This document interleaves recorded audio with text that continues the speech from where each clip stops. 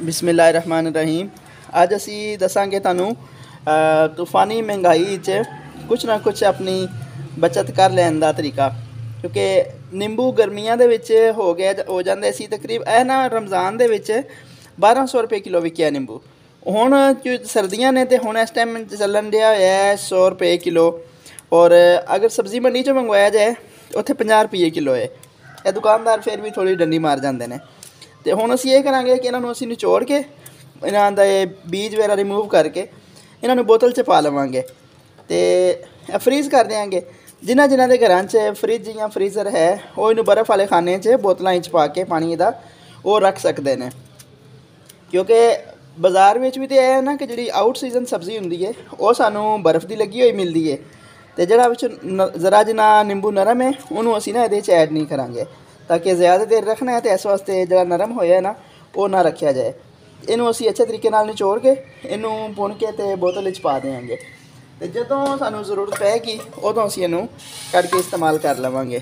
क्योंकि ना तो साडियां हुकूमतां नूं ख्याल आना है तो ना ही साडे जिहड़े ना ज़खीरा आंदा सानू ख्याल आंदा है। इस वास्ते अपना ख्याल जो ना वो असी लोगों ने खुद ही रखना है। तो मैं निंबू हुण निचोड़न लगी हाँ, दिखाने वास्ते वीडियो के सामने सिर्फ इन्ना ही है। बाकी जोड़ा वो ज़्यादा करना है लेकिन वो बाद किया जाएगा।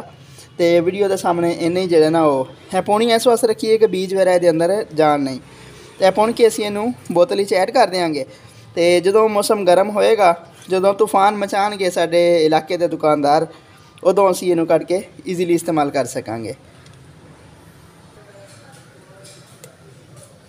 यह हुण पूरे निचोड़े गए ना, बीज सारे के सारे बाहर निकल गए हैं, कोई भी बीज दे विच नहीं है।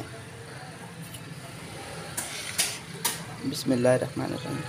हुण ऐ ना समझना कि इन्ना थोड़ा पानी अलग है होर। ए मैं किचन खलो के काम कर रही हाँ तो मैं क्या चलो मुख्तसर जो है ना दिखाने वास्ते।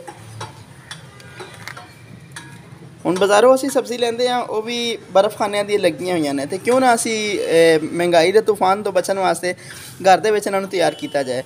हुण इस टाइम अगर तुसीं 5 किलो निंबू भी लैंदे हो ना तो तुहानूं इत्थों बाज़ार चो लिया भी सिर्फ 500 दे मिलणगे।